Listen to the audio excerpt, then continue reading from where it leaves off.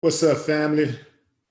It's going down. Happy Sunday, Monday, Saturday, or whatever part of the world you're in, whatever time zone you're in. Whatever's going on in your life, I hope it's all good. We have yet the conclusion. Well, actually, it's the start of a new week, but I was about to say the conclusion of another like wild roller coaster week. Gayle King found a way to make herself the topic of discussion across many of storyboards. Gayle King, as you know, is the friend of Oprah Winfrey's. That's really all she's really known for is, well, all she's ever really been known for is being Oprah Winfrey's friend. Now, she's recently been known as one of the, people in the media who has been assigned the job of taking out Black men. That's what she do. Her and Oprah, a few others, that's pretty much their calling. That's what they do. So Snoop, fill you guys in. Snoop made some comments about Gayle King after she did an interview with Lisa Leslie, where she brought up Kobe Bryant's 2003 sexual assault case, which was dismissed. Kobe, I think, has been dead. It's 2 weeks now that Kobe's been dead. And a lot of people are saying that she was out of line for that. There was no reason to bring it up. Kobe was, before that and after that, has been an outstanding human being, citizen, father, husband. So there's no reason to try to bring up his lowest point, the lowest moment of his life, one of the worst events in his life, to try to bring that up. And of course, that whole incident tends to outshine many of his positive attributes and events that happened in his life. So Snoop Dogg took exception to Gayle King asking Lisa Leslie that question, which Lisa answered like a G. And Snoop went online to voice his opinion about it. And he used some choice words. He called Gayle King the B word, and he told her, keep on, basically, we're gonna come get you. Some people took that as a threat, a direct threat that he was gonna pull up on Gayle King. So of course, they get all wired up and they, then here come, the hit jobs. So he's threatening her life, he's threatening her life. And Gayle King starts talking about how she has to get security now. She has to go around with security because she's getting threats on her life because of the comments that were made about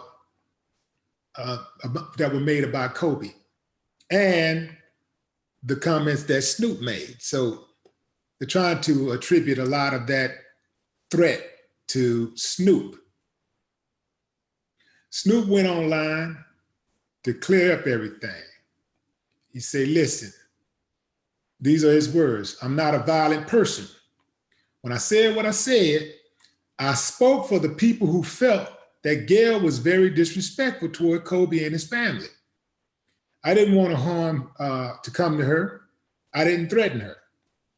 So when he said, Snoop said that we'd come get you, he's basically talking about unleashing that social media voice, that clap back on him. And, Snoop got damn near 40 million followers on Instagram. So he got some pull. Now, of course, they overreacted because, you know, the name of the game is to create chaos and then play the victim. Create chaos and play the victim. And Gayle King is playing it to a T. Oh, now she's all of a sudden the victim. She's the victimizer. Now she's the victim because people didn't just sit back and accept her trying to drag Kobe's legacy in the mud. That's the beautiful thing about social media. With the advent of social media goes a lot of power that people like Gayle and Oprah and all these other people with these big old network and cable platforms. Now we're all part of the media. Think about that. Everybody has a voice. Get you a social media account, come up with a username and a password, and bam, you in business. And they can't stand that. The elite, they can't stand when the common person has a voice.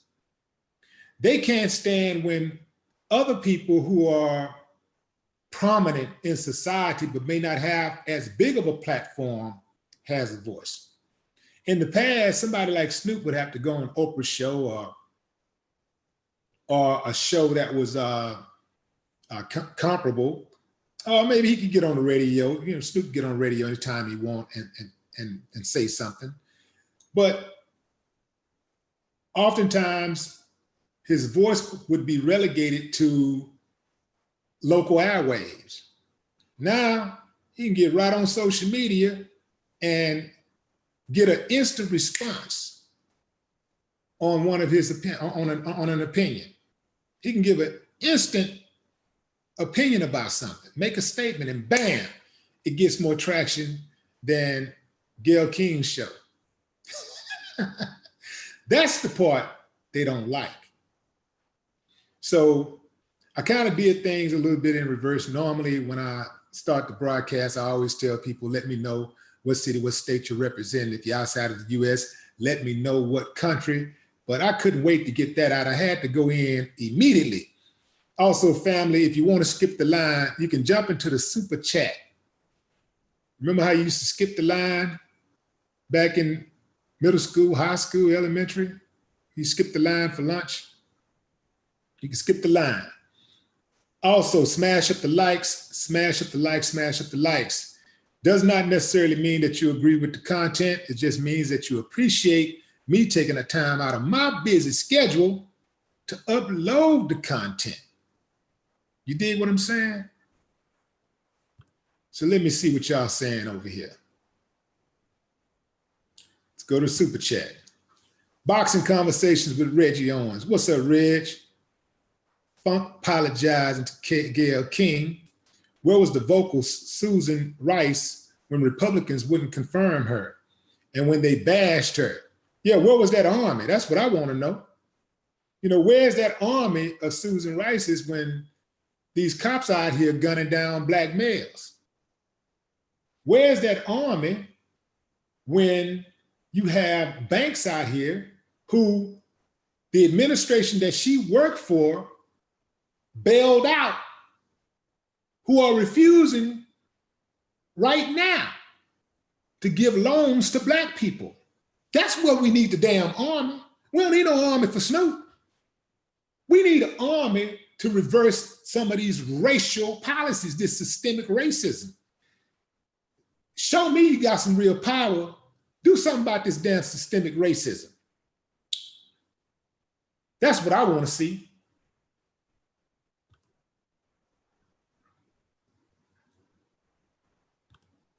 That's too much like right, family. My fault. I'm out of line. Like Snoop said, Gayle was out of pocket. I'm out of pocket. I'm out of pocket talking about asking for something that's right, that makes sense. That's too much like right. I'm out of pocket.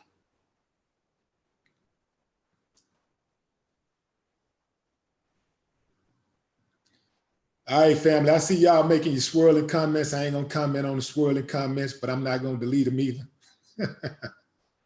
Just remember, family, stay respectful. You know, just be respectful, because I don't want this platform to turn into something, you know, just a whole bunch of just people just making comments just to make comments and being spiteful or evil. Or let's try to have some intelligent dialogue, and if we can move the needle, let's move the needle. You know, what's the solution to dealing with people like a Gayle King? What is the solution? That's what I like to know. And you know, Snoop Dogg, for all you people out there, oh yeah, he apologized. That was not an apology. An apology is I'm sorry. An apology is I apologize. I didn't hear that. I heard him clarify what he meant by saying, we're gonna come get you. That's what I heard. I heard a clarification. I did not hear an apology. And he did reiterate that he felt like what she said was very disrespectful to Kobe and his family. And it was. It was also disrespectful to his legion of fans. Very disrespectful. Not just that. Like Dre said in that song back in the day, well, who was that, Dre? When you diss Dre, you diss yourself, mother. You know what I'm saying? So when she dissed Kobe, she dissed herself. But she too slow, even though she's 65. Snoop says she's 70. She too slow to realize that. Family, I took the liberty of putting a link in the description so you can check out the video of Snoop's clarification. So just click on it, check it out, and come right back, or you can click on and put it in a different window or another computer or phone, whatever, and check it out for yourselves. Dirty Money 8 says that she can to Condoleezza Rice. Oh, that's good. You know, I never thought about that. Probably not, though. They probably would have said it. Probably would have said something about it.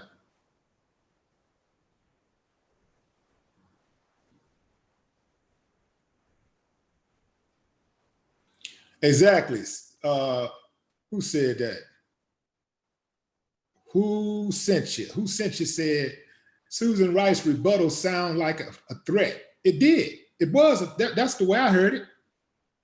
Of course, you know, when it come down, she'll probably say, well, yeah, you know, I meant, you know, all the powers, you know, like, you know, us coming together and da-da-da. And I want to make sure that I clarify myself too, because I totally support Snoop. I totally support Kobe Bryant. I want to make sure that I clarify myself when I attack Gayle King, Oprah. People understand that I'm not advocating that Black men go to war with Black women. What I advocate is that we go to war with anybody that's against us. It doesn't matter if it's a woman or a male or Black or white, whatever. It doesn't matter. We should go to war with anybody that's against us, period. And that's what I do. If you know me, if you know my platform, if you're familiar with this platform, then you know anybody can get it. And I uplift specifically Black women. Like, you cannot come to this platform and try to dog out Black women. It ain't gonna work. You gotta go somewhere else, because this ain't the place for it. What I try to do is get an understanding, because there's no way possible that we are going to be able to make it separate. We cannot, look, you can have a lot of wars going on, but a gender war, a real gender war, it's fruitless, it's futile. It's not gonna work. Like, you can never move the needle with a gender war. When you have men against women, it's over. You cannot allow the strange people out there to mess your head up and have you choosing side. Like, oh, it's us against them. Nah, nigga, you do that shit by yourself. I love women. I ain't never gonna be against women, ever. I don't give a damn what they do. I don't give a damn what's happening, because I know that women, I don't generalize women.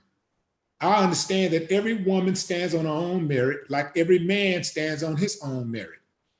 So when I see a fool, just like when I see a black person out there doing something crazy, I'm not the black person that be sitting there and be like, oh, I hope he ain't black. I don't give a damn what color he is. As long as he ain't me.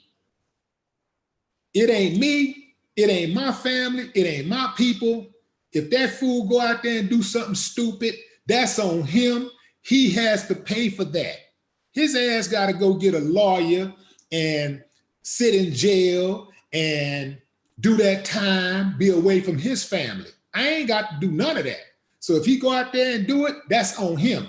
And if somebody sees what he's doing and tries to broad paint every black person out there and blame everybody else for it, anybody else that looks like him, all black men or all black people, for what that fool did, that's their dumb ass problem. That shows their ignorance. That's on them. It says more about them than it does the black race. I have nothing to do with that. I don't worry myself about things like that, because you know what? Every single day, somebody black does something foul, something disrespectful, something that's totally out of line, uncalled for, unnatural, vile, disturbing, and I can't worry myself with that type of stuff. Do you think Hispanics sit around and worry about, well, it's a black Hispanic person now, man, he did that to make everybody look bad. White people ain't sitting around worried about one food. Now, what they do, I'm talking about the ones who play the game, the ones who are part of the systemic racist thing. What they'll do, they'll make sure that they hold each one of their people on their own merit. But when it comes to us, oh, look at them. That one person represents everybody. We can't play the same game that they play. We can't accept their rules because their rules are skewed. So we can't not allow ourselves to get caught up in that same type of thinking, because they, no matter what, I'm talking about the racist ones, no matter what we do, no matter what we accomplish, no matter how great we are, man, we can be direct advocates and homies with God. Like, yeah, I just talked to God. You need me to let them know something? Man, them fools will still be hating on us. They will still think less of us. So damn what they think. I don't even care what they think. It don't even matter to me. Like when they look down on me, I look way down on them. Like way, they are nothing to me. They matters nothing. I care nothing about what they think. Because I know who I am. I know I'm a good person. I know I'm a loyal person. I know I'm a better person than they are just by the way I think. So I don't live my life with those type of people. Let's see in the super chat. What's up, Rude Dan? As a solution, make them persona non grata at all Black social venues, meetings, etc. Okay, what y'all think about that?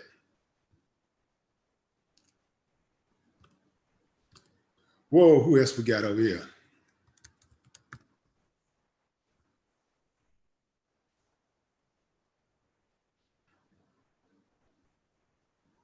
Who else we got? Who else we got? Who else we got? And what happened? Oh, here we go.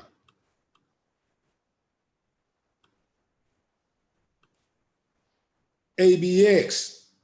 Is Susan Rice willing to use that same army to defend an innocent Black man's legacy against white celebrities? I didn't think so. Shit. You did? I don't think so either. That's what I'm saying. Like, what was this threat? Where's this threat? What was this threat when Trayvon Martin was executed? When Michael Brown was executed? What was this army?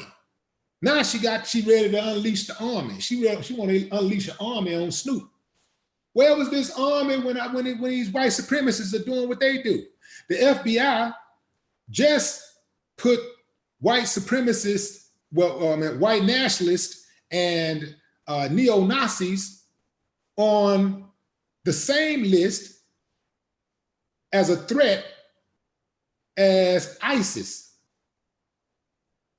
They're looking at white nationalists and neo-Nazis as the exact same threat level as ISIS. Where is this army for these white nationalists and neo-Nazis, Susan? Where's your army for that? Where is the army for them? And since you care so much about your friend, use some of that power to make everybody's lives a little better, including your own. Because if you get caught out of pocket with all that security you got and all that toughness you got, you still gonna get had, because even you still get discriminated against.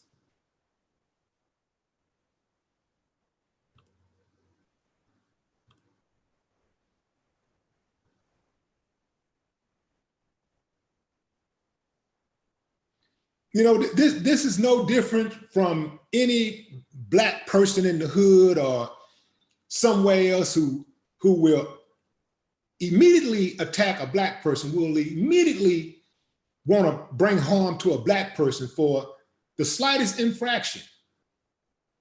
But police come through that car, they mamas and daughters and sisters, all kinds of B's and H's, and they do nothing. The police come through there and beat up their little brothers, take their little brothers on a ride under the bridge or, you know, back into the warehouse district and beat them up, handle them bad. The police come through, plant dope on them, plant drugs on them, hit them up with all kind of bogus cases and stuff, kick their doors in illegally, and they do nothing. But let a black person look at them wrong or whatever, and they're ready to go off. What is that?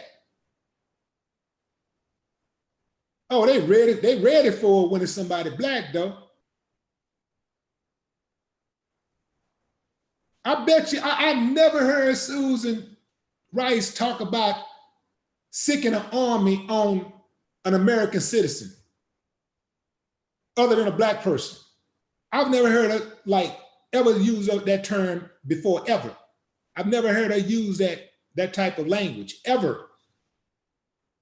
And she definitely wouldn't use a term like that toward a white person. But she wanna, they wanna gang up on Snoop. They wanna gang up on Snoop. She knew Snoop wasn't gonna do nothing to Gayle King. Snoop said, man, what I look like trying to harm a 65-year-old, a 70-year-old woman. He called her 70, but she's 65. I was curious when he said 70. I thought she was up there, but I didn't think she was 65. Actually, I didn't know she was that old. I thought she was younger. Just look a tad bit worn, unkept. But I didn't think she was that old.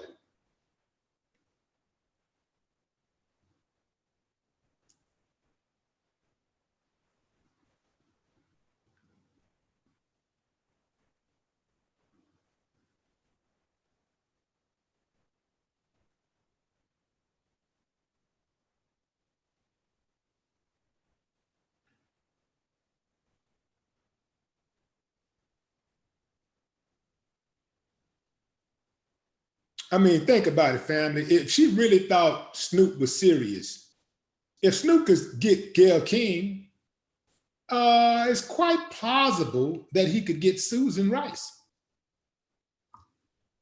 Right? She knew Snoop wasn't serious about that. She knew that was not a serious threat. She knew that. But she used that type of language towards Snoop because she knew that them folks was going to be okay with it. See, that's what I want to see. I want to see some of these black people that talk so tough use that same type of language to the people that's stroking them checks. I want to see that toughness, like with Stephen A. I want to see that tough guy stuff that Stephen A. do when he's talking about black athletes. Oh man, he's so tough when he's admonishing a black athlete, and he's just, and you know me, I'm gonna say it like it is, because I don't give a damn, they kiss my ass. Oh, he be talking tough. Well, that white lady called him out that day, boy, and he took this tail and he took it. Took that 2-week suspension. The white lady was wrong. She broke company protocol by calling them out on Twitter publicly. You're not supposed to do that. And she broke company protocol. I'm talking about his coworker at ESPN. She called out a coworker publicly on Twitter. She didn't get reprimanded. He did. All he did was gave an unpopular opinion, which he often does. But this time, he crossed the line. He offended a white woman. All the times he offended the black man or the black woman, it wasn't no problem. The moment he offended the white woman, and the white woman let it be known, 2-week suspension, tuck the tail, apologize, come back, crawling, and just thank you, boss. Thank you. Buttermilk biscuits, glaze on word, buttermilk biscuits, oh, glaze that, oh, buttermilk biscuits. That's how it go. I don't know how they do it, man. How do they sleep at night? I couldn't do it. I couldn't live that type of life. Y'all have all the money, have the $1 billion. If y'all want $1 billion, get the $1 billion, 100 million. That's cool. Have your 100 million. Like you can only eat so much steak. You can only ride in so many yachts and private jets. Like you can only buy so many watches and cars and clothes, and all of this is just stuff. And it's all being loaned to us while we're on earth. We're just loaning this stuff. It's just stuff. What kind of person are you is what I want to know. At the end of the day, what kind of person are you? Do you have integrity? Do you love yourself first and foremost, and do you love that from which you came? Do you love your people? Will you not sell out your people? Will you sacrifice yourself for the greater good of the people? Is that in you? That's what I want to know. All this other stuff is cool, people being successful. Let me tell you something about success. Success is not measured, in my opinion, by how much money you get. That's cool, getting money and having a nice house and cars and stuff, and achieving a certain amount of level of success. Of education. Oh, that's cool. That's cool. And you can say that that's somewhat success. But to me, man, when you stand for something, and you're generous, whether you got, $1 billion or you just, living paycheck to paycheck, but you're a generous person. You're a considerate person. You have integrity. You're loyal. Those are the type of things that I consider success. I associate stuff like that with success. It's not just how much you're getting and what your position in life is and all that. Because I know some people that have the position, they got the money, they got the clout, all that stuff, and they ain't worth 2 pennies to me.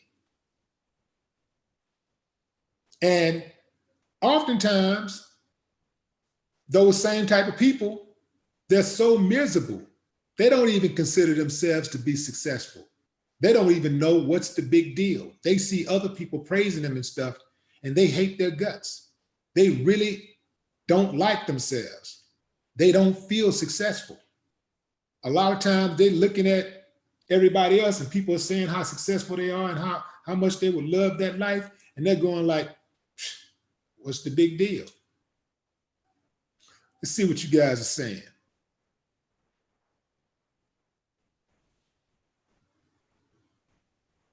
We riding with Snoop. We damn sure are. Damn sure are. We're riding with Snoop.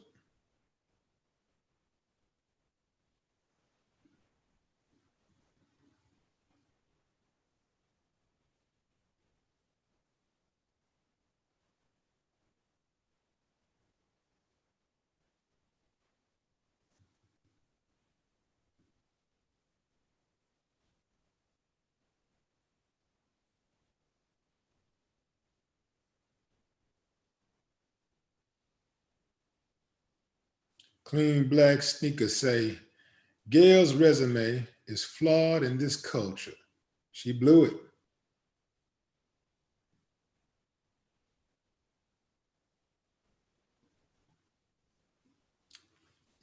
Sincere says, Willie, your channel has been compromised. I sent about 10 comments to you and YouTube erased it soon as I pressed send. If you are using profanity, as soon as you send it, it's going to be erased. So it's probably not compromised. It's probably some of the language that you're using. If you're using profanity or you're using like certain derogatory words aimed at certain groups and stuff like that, yeah, you're going to get rejected. So just keep that in mind when you're making comments.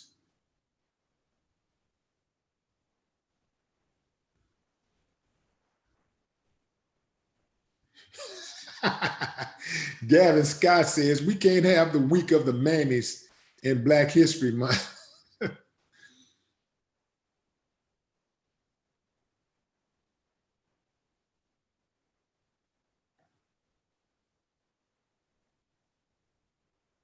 Brother Justin X says, Susan Rice threatened war to the hip hop community, which is Black people in general. Wake up.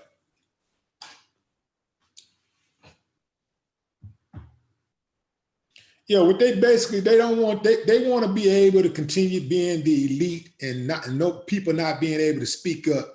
They want to be able to slander your name, slander your people, and do whatever they want to do and continue to get away with it, and nobody says anything.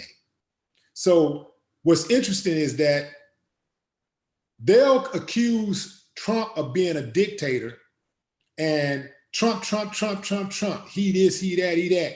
But then because they can't do it to white people, they'll try to do it to Black people. Think about what I'm saying, family. These are the condescending Blacks who think that they shit don't stink. They think that they're above. You ever been around those types? You can enter a room and you can see them. They have that, you know, they got that type of attitude. And all of them, you know, they think that it's certain kind of people, they ain't gonna try. But when it comes to Black people, they try to be condescending towards and look down on because they think that they're the chosen ones. That happens a lot in politics. You got a lot of Black gatekeepers in politics, and they are worse than any other types of gatekeepers, because you automatically think as a Black person, you have your guards up because of systemic racism. You have your guards up, and you oftentimes you're watching white people, right?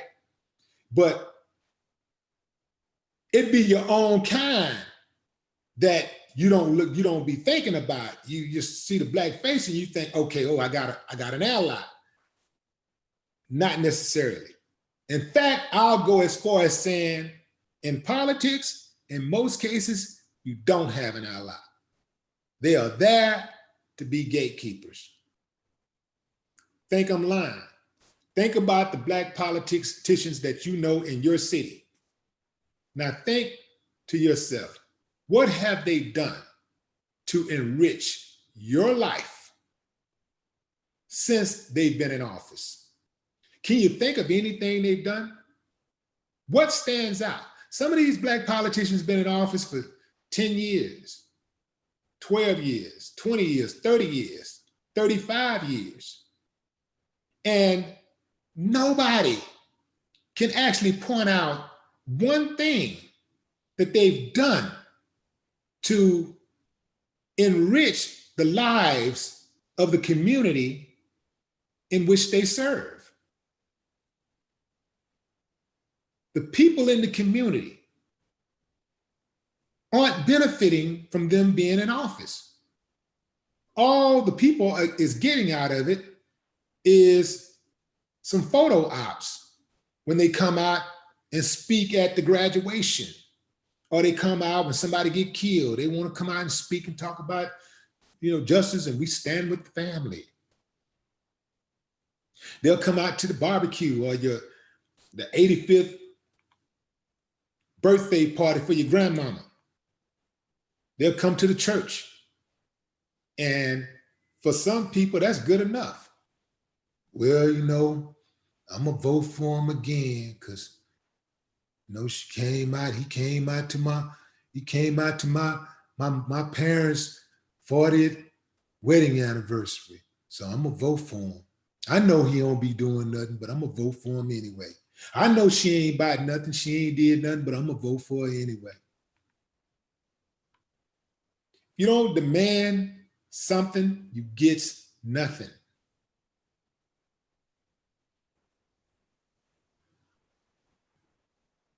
That's why they don't want somebody like me in office, because I'm gonna be for the people. Like, I don't have to take anything under the table, over the table. Like, I got too much pride to sell the people out, because I'm connected to the community for real. I'm in the community for real. Like, I'm out there for real. I get in front of the people. And I don't want nobody walking up to me telling me something about myself, like, don't come up to me. If you come up to me, let me know what the issue is, and if I can handle it, if I can do something about it, I'll tell you straight up if I can do something. If I say I'm gonna try, I'll try. If I can't, I'll tell you straight up. If I know I can't, I'll tell you straight up, I can't. But I'm not gonna put myself in a situation where I can't even move around because I'm out here promising people I'm gonna do this and do this and do this, and I ain't did nothing. Nah, I can't be like that. And I cannot be the person that sit up and see things happening to the people, see people having their lives destroyed, and I just sit back and get the check and keep it moving. You got politicians who will co-sign chemical plants coming into your community. They'll co-sign concrete plants being set up right in the middle, not even on the edge of the community. I'm talking about like right smack dead in the community, next door to your house. If you live in a mixed use community, they'll co-sign a company, a concrete company sitting right smack dead in the middle of your community, right next door to your house. You could be living in a house that costs $200,000, $400,000. If it's a mixed use community, they'll put a plant right there next to it, and there'll be nothing that you can do about it because you did. And they're selling the people out left and right, man. It's a cold game.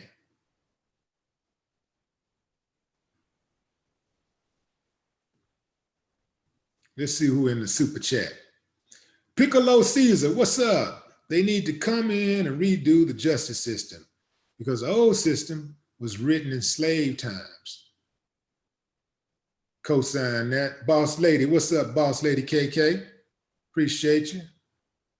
See Rude Dan, ABX, Boxing Conversations with Reggie Owens, Piccolo Caesar in the building.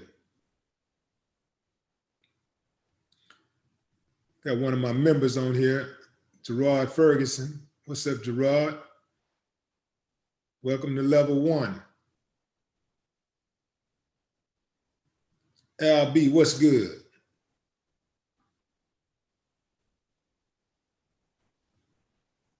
If you're just tuning in, family, let me know what city, what state you're coming in from. If you're outside of the U.S., let me know what country. I haven't seen my international subscribers checking in yet. Y'all let me know where you at, where you at.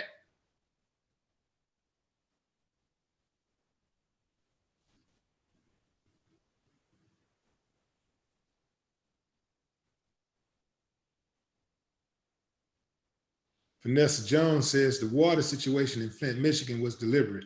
Yeah, I wouldn't put it past them.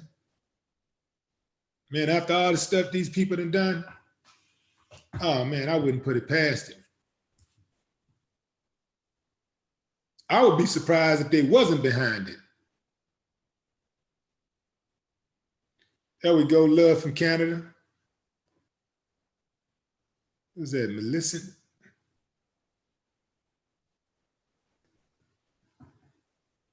Millicent Gordon.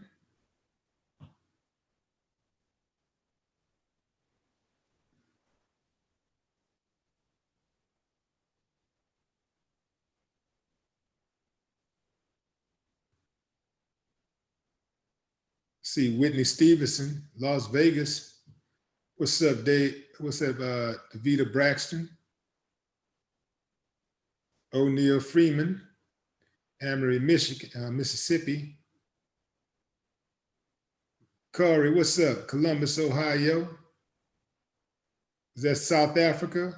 Fire sign. Huntsville, Alabama in the building. William Lightford.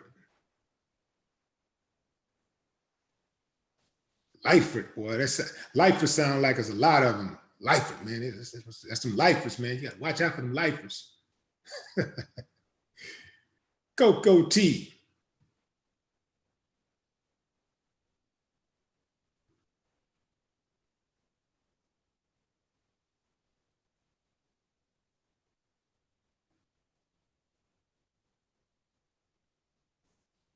Dante Simmons, what's up? Charlotte, North Carolina. San Diego in the building. Goodwill, what up? Quincy Gibson, Atlanta, dark skin 803. Jackson, Mississippi, Ben Versa, what's up? Tampa Bay, Florida in the building. Sassy Black. Dr. Abraham Lincoln Storms, yeah. Dr. Storms, what's up? Chicago checking in.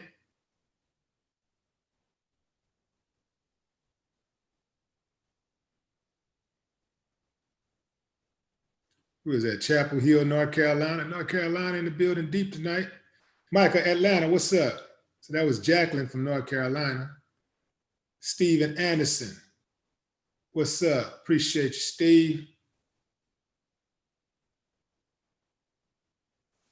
Seattle, Washington, Edward Kemp. See New Jersey in the building. Winston-Salem, V. Honey B. Moms Davis, my son in Houston, 3rd Ward. That's what's up. What's up, Fred Miller? Oakland in the building. Oak Town, Bay Area. Sway neighborhood. Scott Johnson, Baltimore. Scott, y'all make sure y'all support Kwesi Mfume. I think that's in what, April? He's running for Congress. So he's already the Democratic nominee. So now he's going up against the Republican nominee in April. Make sure y'all ride with him. Good dude. Monica Green, Barcelona, Spain in the building. What's up, Barcelona?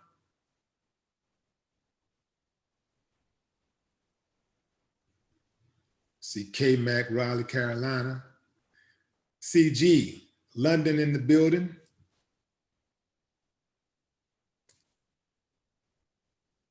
United Kingdom.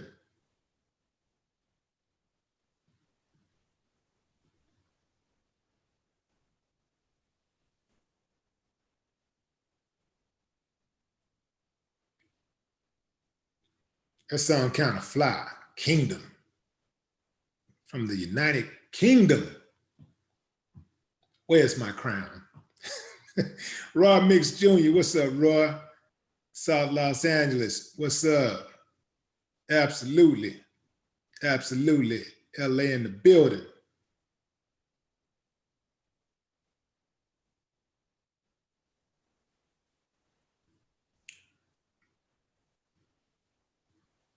Don H., Canada in the building. I see Mexico checking in. William Ford. My international people have arrived. Morris Rulin, Uganda. What's up, Africa? Motherland in the building. That's what I'm talking about. Motherland in the building. Who sent you? Who's next from our race to show their white supremacy? Blue, blue, blue. Ah, man, you know, it's so many of them, man. Used to be like one or two at a time, right? And now, man, ooh, man. Well, being a start with C, rhymes with moon is a commodity these days. It's a lot of them, bro.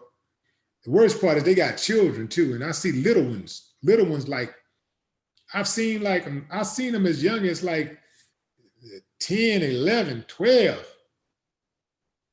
Man.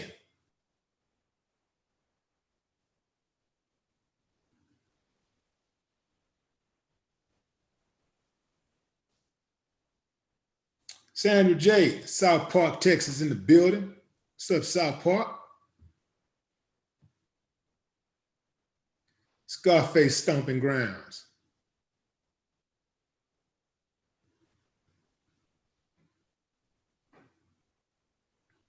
See Trinidad in the building.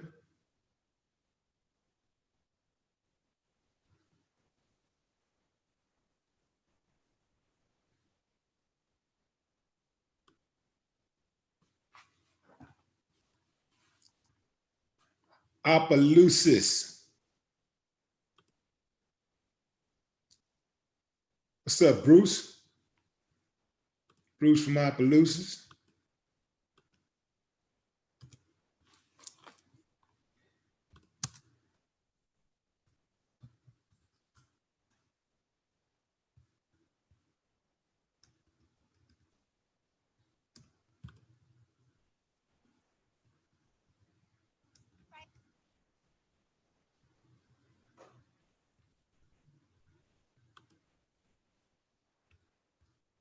Leslie Moonves.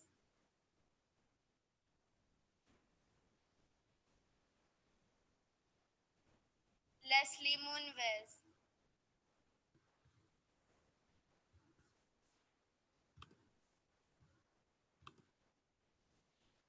Saw Les Moonves in the building. Was that Leo? Leo Lyon.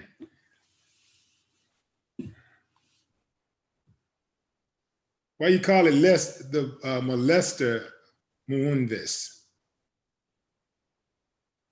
I never heard somebody refer to Les Moonves as Les the molester.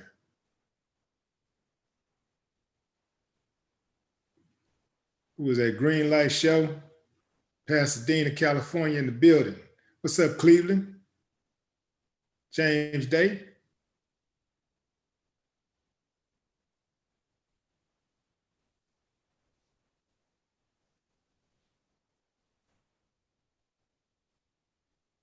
Joe Blast, Bridgeport, Connecticut.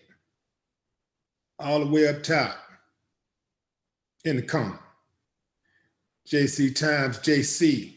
What's up, JC?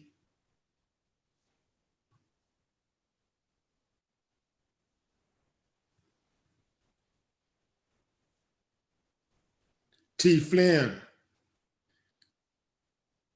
Who is that? Mississippi in the building? Yep. T. Slim.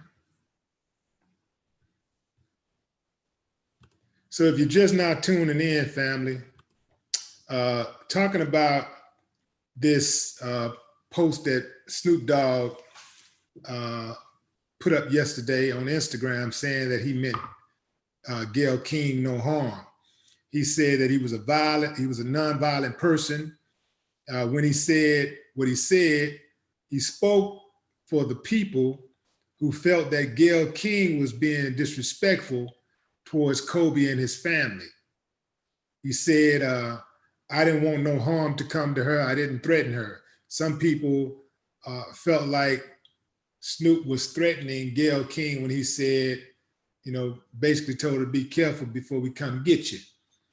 Now, when somebody say we come get you, of course, that can be interpreted a few ways, but yeah, I know Snoop. Snoop ain't mean no harm about like going after nobody like that. He was just letting her know that she was not going to get away with that. She's not finna get away with it. We're not gonna let her. We're not gonna let her and none of the other ones just be reckless and just say what they want to say and not check them. They're gonna get checked from here on out.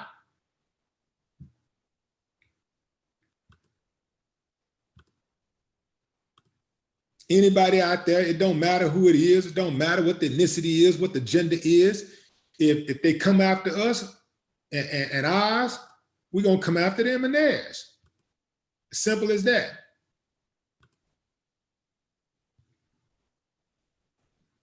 And the elite ain't gonna be able to protect them.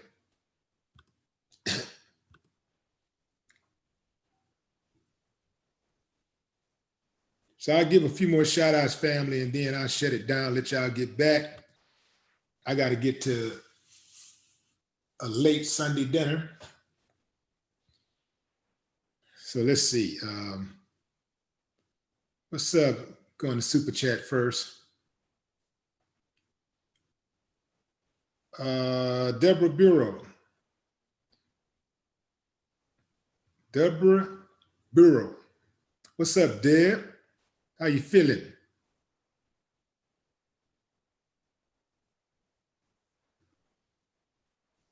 Lionheart, Pennsylvania.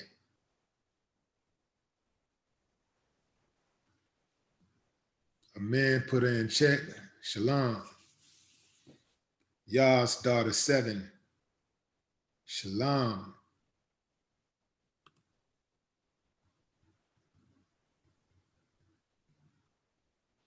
ABX says, it's funny how they are reacting when Black folks finally speak up.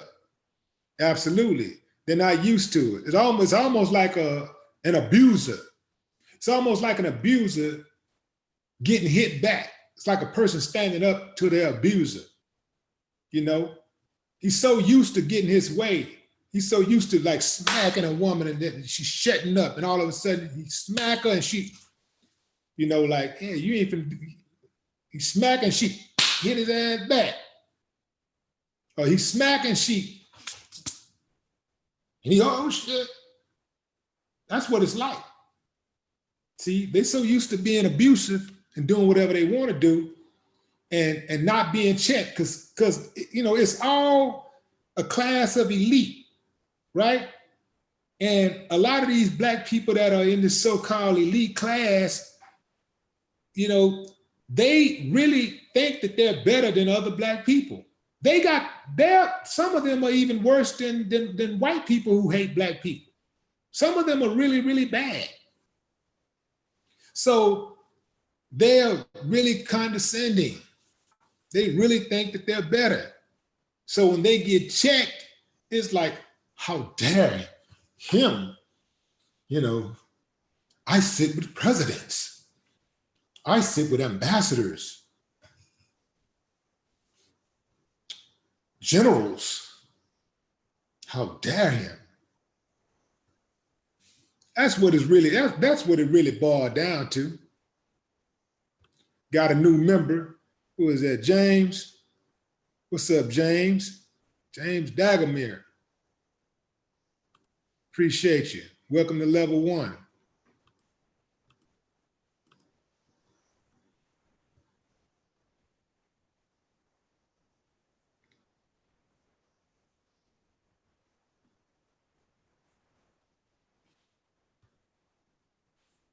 FBI only did that to quell the undercarriage of racism hidden deeply within their establishment.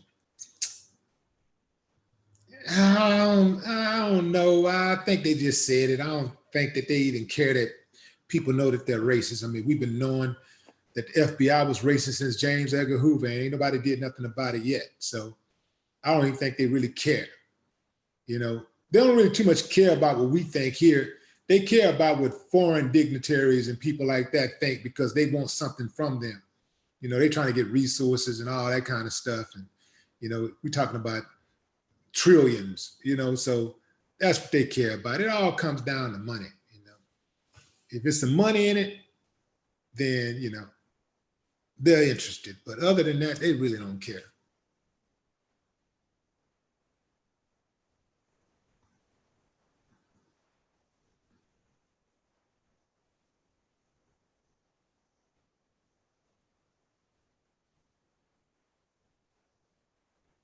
And I'm gonna say this too, family, before I go.